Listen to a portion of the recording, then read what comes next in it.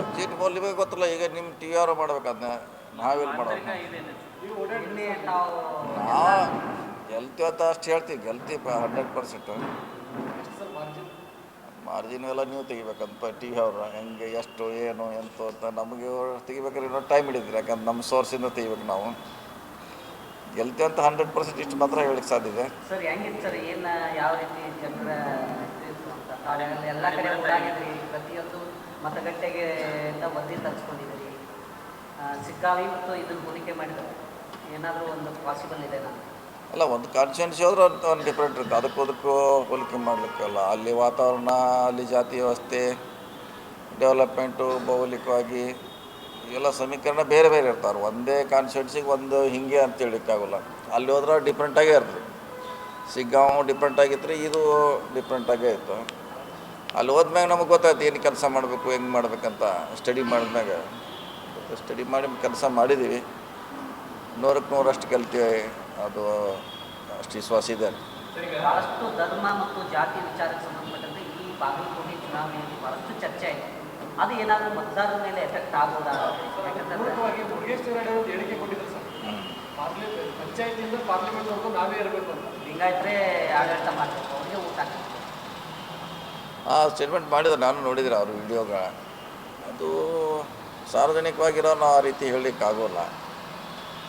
ಅದು ಯಾವಾಗ ವ್ಯತಿರಿಕ್ತ ಪರಿಣಾಮ ಅವ್ರಿಗೆ ಆಗುತ್ತೆ. ಅದು ಆ ಥರ ಮಾಡಿದ್ರೆ ಅದರ ವ್ಯತಿರಿಕ್ತ ಪರಿಣಾಮ ಖಂಡಿತವಾಗಿ. ಯಾಕಂದ್ರೆ ನಾವೆಲ್ಲನೂ ಸಮಾನ ದೃಷ್ಟಿಯಿಂದ ನೋಡಬೇಕಾಗ್ತದೆ, ಬರೀ ಜಾತಿ ಧರ್ಮ ನೋಡೋಕ್ಕಾಗೋಲ್ಲ. ಸೊ ಒಂದು ಸತ್ರದ ಪರಿಣಾಮ ಬೀರ್ಬೋದು. ನಮ್ಮ ಸರ್ಕಾರದ ಮೇಲೆ ಎಷ್ಟು ಎಫೆಕ್ಟ್ ಆಗುತ್ತೆ?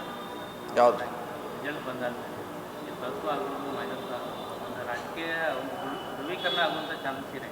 ಯಾಕಂದರೆ ಒಂದು ಕಡೆ ಬಾಗಲಕೋಟೆಯಲ್ಲಿ ತಾವಿದ್ರಿ, ಇಡೀ ಸರ್ಕಾರ ದಾವಣಗೆರೆಯಲ್ಲಿ ಆ ಕಡೆ ಡಿ ಸಿ ಎಮ್ ಆಗಿರ್ಬೋದು, ಮುಖ್ಯಮಂತ್ರಿ ಎಲ್ಲರೂ ಆ ಕಡೆ ಆಗಿ ಮಾಡ್ತಾರೆ. ಇದನ್ನು ಯಾವ ಥರ ನೀವು ತೆಗೆದುಕೊಳ್ತೀರ? ಅಲ್ಲ, ನಮ್ಮದು ಮೊದಲನೇ ಮತ್ತು ನಮ್ಮ ಸೀಟ್ರಿದು. ಇದು ಕಾಂಗ್ರೆಸ್ಸಿನ ಸೀಟ, ಕಾಂಗ್ರೆಸ್ ಅಂತ ಉಳಿಸ್ಕೊಳ್ಳೇಬೇಕು, ನಮ್ಮ ಪ್ರಿಯಾರಿಟಿ.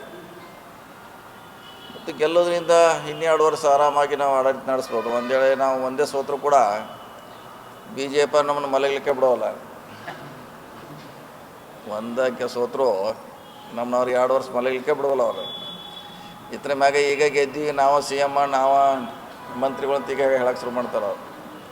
ಸೊ ಇದಾಯ್ತಾರೆ ಮತ್ತೆ ನೀರು, ಸಮುದ್ರ ನೀರು ಹಾಗೆ ಯಾವುದೋ ಗರ್ಜನೆ ಇಲ್ಲದೆ ಸುಮ್ಮನೆ ಇರ್ತದೆ ಹಾಗೆ.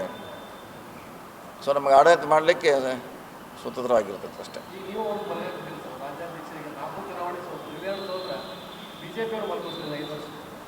ಅಟ್ಲೀಸ್ಟ್ ಈಗ ನಮ್ಗೆ 2 ವರ್ಷ ತೊಂದರೆ ಕೊಡಲ್ಲ ಅಂತ ಆರಾಮಾಗಿರ್ತಾರೆ. ಇಲ್ಲಾಂದರೆ 2 ವರ್ಷ ನಮ್ಮ ಮಲಗ ಬಿಡೋದಿಲ್ಲ ಅವರು. ಸರ್, ಈ ಫಲಿತಾಂಶಕ್ಕೆ ಏನೇನು ಪಾಸಿಟಿವ್ ಆಗ್ಬೋದು ತಮ್ಮ ಕಾಂಗ್ರೆಸ್ಗೆ? ಈ ತಾವೆಲ್ಲ ಓಡಾಡಿದ್ರಿ, ಏನೇನು ಪಾಸಿಟಿವ್ ಆಗ್ಬೋದು, ಫಲಿತಾಂಶಕ್ಕೆ ಪೂರಕ ಆಗ್ಬೋದು ತಾವು ಇದು ಮಾಡ್ಬೋದು? ಪಾಸಿಟಿವ್ ಅಂದರೆ ನಮ್ಮ ವೋಟ್ರೇ ಭಾಳ ಇದ್ದಾರೆ. ಕಾಂಗ್ರೆಸ್ನ ವೋಟ್ರ್ ಭಾಳ ಇದ್ದಾರೆ, ನಾವು ಅವ್ರನ್ನ ಮರ್ತಿದ್ದೀವಿ, ದೂರ ಇಟ್ಟಿದ್ದೀವಿ. ಸೊ ಹೀಗಾಗಿ ನಾವು ದಿನ ದಿನ ದಿನ ದೂರ ಆಗ್ತಾಯಿದೆ. ಸೊ ಅವ್ನು ವಾಪಸ್ ಪಡೆಯುವಂಥ ಯಾವುದೇ ಕಾರ್ಯಕ್ರಮ ನಮ್ಮಲ್ಲಿಲ್ಲ. ಮಾಡಬೇಕು, ಅವ್ರ ಹತ್ರ ಹೋಗ್ಬೇಕು. ನಮ್ಮ ಕಾರ್ಯಕ್ರಮ ನಾವು ಏನು ಮಾಡಿದ್ದೀವಿ ಸ್ವತಃ ನಂತರ ಅದನ್ನೆಲ್ಲ ಅವ್ರಿಗೆ ಹೇಳಬೇಕು. ಯಾಕೆ ಅವ್ರಿಗೆ ಗೊತ್ತೇ ಇಲ್ಲ. ಇನ್ನೂ ಭಾಳ ಜನ ಕಾಂಗ್ರೆಸ್ಗೆ ಐಯಿಂದ SC ST ವರ್ಗದವರೇ ಅಂದರೆ ಅದ್ರ ಬಗ್ಗೆ ಆಸಕ್ತಿ ಇಲ್ಲ. ಯಾಕೆಂದರೆ ಅದ್ರ ಬಗ್ಗೆ ಗೊತ್ತೇ ಇಲ್ಲ. ನೆಹರು ಏನು ಮಾಡಿದ್ರು, ಗಾಂಧಿಯವರು ಏನು ಮಾಡಿದ್ರು, ಇಂದಿರಾ ಗಾಂಧಿ ಏನು ಮಾಡಿದ್ರು ಅಂತ ಅವ್ರಿಗೆ ಗೊತ್ತೇ ಇಲ್ಲ. ನಮಗೆ ಹೆಂಗೆ ಸಂವಿಧಾನ ಮೂಲಕ ನಮಗೆಲ್ಲ ಹಕ್ಕು ಸಿಕ್ಕೊಂಡದು ಭಾಳ ಮಂದಿ ಗೊತ್ತಿಲ್ಲ. ಇವನ್ನೆಲ್ಲ ಗೊತ್ತು ಮಾಡೋಂಥ ಪ್ರಯತ್ನ ಆದರೆ ನಮ್ಗೆ ಭಾಳ ಸುಲಭ ಆಗ್ತದೆ. ಸಭೆ ಸಮಾರಂಭ ಅನ್ನೋದಕ್ಕಿಂತ ಕೆಳಮಟ್ಟದಲ್ಲಿ ಇದ್ದು ಕಾರ್ಯಕರ್ತರನ್ನು ಒಗ್ಗೂಡಿಸಿ ಒಂದು ತಂತ್ರಗಾರಿಕೆ ನಡೆದು ಅದೇ ನಾವು ಮುಂಚೆಯಿಂದ ನಾವು ಭಾಳ ದೊಡ್ಡ ಕಾರ್ಯಕ್ರಮಕ್ಕೆ ನಾವು ಆಸಕ್ತಿ ವಹಿಸೋಲ್ಲ. ಭಾಳ ಜನ ಕೂಡಿಸೋದು ಅದು ಸುಮ್ಮನೆ ಶೋ ಅಪ್ ಅದು. ಅದರಿಂದ ರಿಸಲ್ಟ್ ಏನು ಬರೋಲ್ಲ. ಜನ ಸೇರಿಸ್ಬೋದು, ನೀವು ಬೇಕಾದ 50 ಸಾವಿರ ಸೇರಿಸ್ಬೋದು, 1 ಲಕ್ಷ ಸೇರಿಸ್ಬೋದು. ಅದರಿಂದ ರಿಸಲ್ಟ್ ಕಡಿಮೆ. ಸೊ ನೀವು ಚಿಕ್ಕದಾಗಿ ಹೋಗಿ ಅವ್ರಿಗೆ ಕನ್ವಿನ್ಸ್ ಮಾಡಿದ್ರೆ ಕಾಂಗ್ರೆಸ್ ಪರವಾಗಿ ಒಲವು ತೋರಿಸ್ತಾರೆ. ಸರ್, ಈಗ ಅಲ್ಪಸಂಖ್ಯಾತ ಸಮಾಜಕ್ಕೆ ಟಿಕೆಟ್ ಸಿಗಲಿಲ್ಲ ಅನ್ನೋ ಅಸಮಾಧಾನ ಇದೆ. ಆ ಸಮಾಜದಲ್ಲಿ ಅದು ಎಲ್ಲಾದರೂ ತಮ್ಮ ಕಾಣ್ತಾ ಈ ಎಲೆಕ್ಷನ್ ಸಂದರ್ಭದಲ್ಲಿ ಆ ರೀತಿ ಅದೇನಾದರೂ ಎಫೆಕ್ಟ್ ಆಗ್ಬೋದಾ? ಫಲಿತಾಂಶದ ಮೇಲೆ ಅಂತ? ಲೀಡಿಗೆ ಕಡಿಮೆ ಆಗ್ತದೆ. ಲೀಡು ನಾವೇನು ದಾವಣಗೆರೆಯಲ್ಲಿ ಲೀಡ್ ನಿರೀಕ್ಷೆ ಮಾಡ್ತೀವಿ ಅಷ್ಟು ಬರೋಲ್ಲ. ಯಾಕಂದರೆ ಒಂದು 20% ನಮ್ಮನ್ನು ಬಿಟ್ಟು ಹೋಗ್ತಾರೆ ಅವರು ಬಿ ಜೆ ಪಿಗೆ ಹಾಕ್ಬೋದು ಅಥವಾ ಇನ್ನೊಂದು ಅವ್ರದ್ದು ಪಕ್ಷ ಇದೆ SDP ಅಲ್ಲೂ ಹಾಕ್ಬೋದು, ಅಥವಾ ಓಟ್ ಹಾಕದೇನೂ ಇರ್ಬೋದು.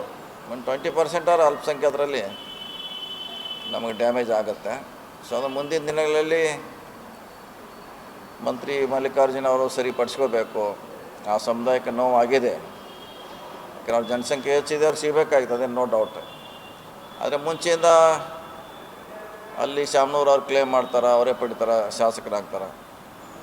ಸೊ ಸಡನ್ನಾಗಿ ಯಾವುದೇ ರಾಜಕೀಯ ಪಕ್ಷಕ್ಕೆ ಚೇಂಜ್ ಮಾಡೋದು ಕಷ್ಟ.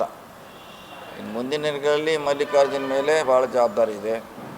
ಅವ್ರನ್ನ ಹೆಂಗೆ ಜೊತೆಯಾಗಿ ತೆಗೆದುಕೊಳ್ಳೋದು ಅಂತ. ಸೊ ಆ ನಿಟ್ಟಿನಲ್ಲಿ ಕೆಲಸ ಮಾಡಬೇಕು. ಯಾಕಂದ್ರೆ ಅವರು ಅಲ್ಲಿ ಭಾಳ ಹತ್ತಿರದವ್ರು, ಎಲ್ಲ ಸಮುದಾಯಗಳ ಬಗ್ಗೆ ಪರಿಚಯ ಇದೆ, ಯಾರ ಶಕ್ತಿ ಎಷ್ಟಿದೆ ಅಂತ. ಸೊ ಅದನ್ನು ಕೆಲಸ ಮಾಡಬೇಕು ಮುಂದಿನ ದಿನಗಳು.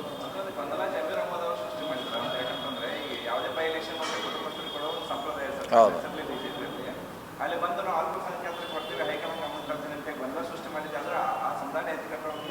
ಗೊಂದಲ ಏನಿಲ್ಲ, ನಮ್ಮ ಜಾಸ್ತಿ ಇದೆ ಕೊಡೋದು ಕ್ಲೇಮ್ ಮಾಡೋದು, ಗೊಂದಲ ಅಂತ ಪ್ರಶ್ನೆ ಇಲ್ಲ. ಈಗ ಯಾರ್ಯಾರು ಕೇಳ್ತಾರೆ, ಈಗ 20-30 ಸಾವಿರದವ್ರೆ ನಾವು ಸ್ಟ್ರಾಂಗ್ ಅಂತ ನನಗೆ ಕೊಡ್ರಂತಾರೆ.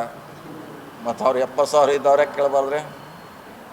20,000 ಇರೋದಿಲ್ಲ, ನಂದು ಫುಲ್ ಇದ್ರೆ ಎಲ್ಲ ನೆಟ್ವರ್ಕ್ ಇದೆ, ಅಷ್ಟಿದೆ ಇಷ್ಟಿದೆ ಅಂತ ಹೇಳ್ತಾರೆ. ಅವ್ರೇನು ಗೊಂದಲ ಸೃಷ್ಟಿ ಮಾಡಿಲ್ಲ. ಆ ಸಮುದಾಯಕ್ಕೆ ಅವರು ನ್ಯಾಯ ಕೊಡಿಸ್ಲಿಕ್ಕೆ ಹೋಗಿದ್ರು. ಅದು ನೀವು ಹೇಳಿದಂಗೆ ಅಲ್ಲಿ ಅವರು ಮನೆಗೆ ಕೊಡೋದು ಅನಿವಾರ್ಯ ಆಗಿತ್ತು. ಬಾಗಲಕೋಟೆಯಲ್ಲಿ ಸೇಮು, ಅಲ್ಲಿ ಸೇಮ್ ಆಗಿತ್ತು. ಎಲೆಕ್ಷನ್ ಮುಗಿಸಿದ್ರಿ, ಸಚಿವ ಸಂಪುಟ ಪುನರ್ರಚನೆ ಆಗತ್ತಾ?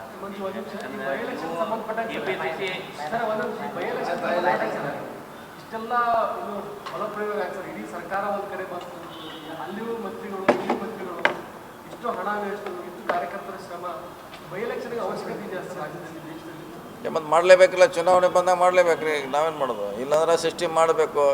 ಯಾವ ಪಕ್ಷದವರು ತೀರ್ಕೊಂಡಿರ್ತಾರೆ ಅವ್ರನ್ನ ನಾಮಿನೇಟ್ ಮಾಡೋಕ್ಕಂಥ ಸಿಸ್ಟಮ್ ಆದರೆ ಇದು ಹೋಗ್ತಿದ್ದು ಬರಬೇಕದು. ಬೈ ಎಲೆಕ್ಷನ್ ತಪ್ಪಿಸ್ರೆ ಯಾವ ಪಕ್ಷದಿಂದ ಹೊರಗೆ ಹೋಗಿರ್ತಾರೆ ಅಥವಾ ಯಾವುದೋ ನಿಧನ ಇರ್ಬೋದು, ರಾಜೀನಾಮೆ ಕೊಟ್ಟಿರ್ಬೋದು, ಕಾನೂನು ತಂದರೆ ಒಳ್ಳೇದಿದು. ಆ ಪಕ್ಷದವ್ರು ನಾಮಿನೇಟ್ ಮಾಡಿದ್ರೆ ಅವ್ರು ಇಲೆಕ್ಟ್ ಆಗಬೇಕು. ಅದು ಕಾನೂನು ತರಬೇಕು, ಅದು ಒಳ್ಳೇದೇ. ನೀವು ಹೇಳ್ದಂಗೆ ಭಾಳ ದೊಡ್ಡ ಇಡೀ ರಾಜ್ಯದ ಕಾರ್ಯಕರ್ತರು ನಮ್ಮವರು ಬಂದಿದ್ದರು, BJP ಅವರು ಇದ್ದರು. ಸುಮಾರು ಎಲ್ಲರೂ 10 ದಿವಸ ದಾವಣಗೆರೆಯಲ್ಲಿದ್ದರು, ಬಾಗಲಕೋಟೆಯಲ್ಲಿದ್ದರು. ಮುಂದೆ ಎಲೆಕ್ಷನ್ ಮಾಡೋದಕ್ಕೆ ಬಾಗಲಕೋಟೆ ವಿಚಾರ ಮಾಡೋದು ಸರಿ. ಮುಂದಿನ ಎಲೆಕ್ಷನ್ ಮಾಡೋದಕ್ಕೆ ಎಷ್ಟು ಖರ್ಚಾಗಿ ಕಾರ್ಯಕರ್ತರು ಯಾರು ಓಡಾಡೋರು ಎಷ್ಟು ಅಂತ. ಸರ್, ಬಾಗಲಕೋಟೆಯಲ್ಲಿ ಕಾಂಗ್ರೆಸ್ ಹಣದ ಹೊಳೆಯನ್ನ ಹರಿಸಿದೆ. ಹಂಚಿಕೆ ಮಾಡ್ತಿದ್ರಿ ಕಾಂಗ್ರೆಸ್ ಹೇಳ್ತಾರೆ. ಮತ್ತು ಅವ್ರು ಏನು ಮಾಡೋದು? BJP ಅವ್ರು ಏನು ಮಾಡೋದು? ಅವರು ಅಂತ ಬರ್ತಾರೆ. ನಿಮ್ಮಷ್ಟು ಮಾಡಿಲ್ಲ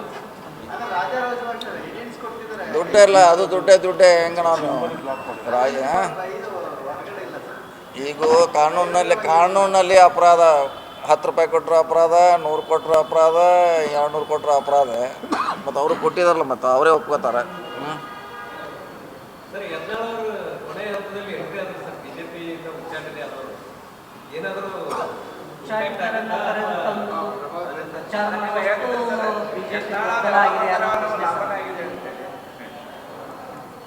ಈಗ ನೀವು ಯಾರಿಗಾರ ಬಂದು ಓಟ್ ಹಾಕ್ಸ್ತೀವಿ ಅಂದರೆ ಬೇಡ ಬೇಕಾರೆ ಯಾರು ಬೇಕಾದ್ರೆ ಮಾಡ್ಬೋದು. ಈಗ ಯತ್ನಾಳ್ ಅವ್ರು ಹೊರಗಡೆ ಇದ್ದರೂ ಕೂಡ ನಾವು ಬಂದು ನಿಮ್ಮ ಬಗ್ಗೆ ಪ್ರಚಾರ ಮಾಡ್ತೀವಿ ಅಂತ ಯಾರೋ ಹೇಳಿದ್ರೆ ಅದನ್ನು ನಿರಾಕರಿಸ್ಲಿಕ್ಕೆ ಆಗೋಲ್ಲ. ಉಚ್ಚಾಟಿತರನ್ನ ಕರ್ಕೊಂಡ್ಬಂದು ಮೇಲೆ ಪ್ರಚಾರ ಮಾಡುವಷ್ಟು ರಾಜ್ಯದಲ್ಲಿ BJP ದುರ್ಬಲ ಆಗಿದೆ ಇಲ್ಲ, ಅದನ್ನು ಅವರು ಆ ಪಕ್ಷದವ್ರು ಹೇಳಬೇಕು. ನಾನೇ ಈ ಕಡೆ ಅದು ಅವ್ರು ಸಂಬಂಧಪಟ್ಟದ್ದು, ಅವ್ರು ಅದಕ್ಕೆ ಸ್ಪಷ್ಟೀಕರಣ ಕೊಡಬೇಕು. ನಮಗೆ ಸಂಬಂಧಪಟ್ಟ ವಿಷಯ ಅಲ್ಲ ಅದು. ಈಗ ಸತೀಶ್ ಜಾರಕಿಹೊಳಿ ಅವರು ಬಾಗಲಕೋಟೆಗಿಂತಲೂ ದಾವಣಗೆರೆಯಲ್ಲಿ ಭಾಳ ಅವಶ್ಯಕತೆ ಇತ್ತು. ಸತೀಶ್ ಜಾರಕಿಹೊಳಿ ಅವರು ದಾವಣಗೆರೆಯಲ್ಲಿ ಇದ್ದಿದ್ರೆ ಎಲ್ಲ ಗೊಂದಲನೇ ಇರ್ತಿರಲಿಲ್ಲ. ಪೈಲ್ವಾನ್ರು ಒಂದು ಕಡೆ, ಇನ್ನೊಂದು ಕಡೆ SDP ಭಾಳಷ್ಟು ಗೊಂದಲಗಳಾದವು ಅಂತೇಳಿ ಕಾರ್ಯಕರ್ತರ ಅಭಿಪ್ರಾಯ. ಇಲ್ಲ, ಇದೆ ನಮ್ಮವ್ರು ಕೂಡ ನಾವು ಮಾಡಿಸಿದ್ದೀವಲ್ಲ, ನಮ್ಗೆ ಎಷ್ಟು ಬೇಕಾದ್ರೆ ಸಾಧ್ಯ ಅಲ್ಲಿಂದ ನಾವು ಮಾಡಿಸಿದ್ವಿ, ನಮ್ಮ ಕಾರ್ಯಕರ್ತರು ಮಾಡಿದ್ದಾರೆ. ಆದರೆ ಅದು ಗೊಂದಲ ಒಂದು ಸಲ ಆದಾಗ ಅದು ಏನು ಮಾಡಲಿಕ್ಕಾಗಲ್ಲ. ಅದು ಇಲೆಕ್ಷನ್ ಆದಮೇಲೆ ತಾನಾಗೆ ಕೂಲ್ ಆಗುತ್ತೆ. ಸರ್, ಇವೆರಡು ಕ್ಷೇತ್ರದಲ್ಲಿ 5 ಮತಗಳನ್ನು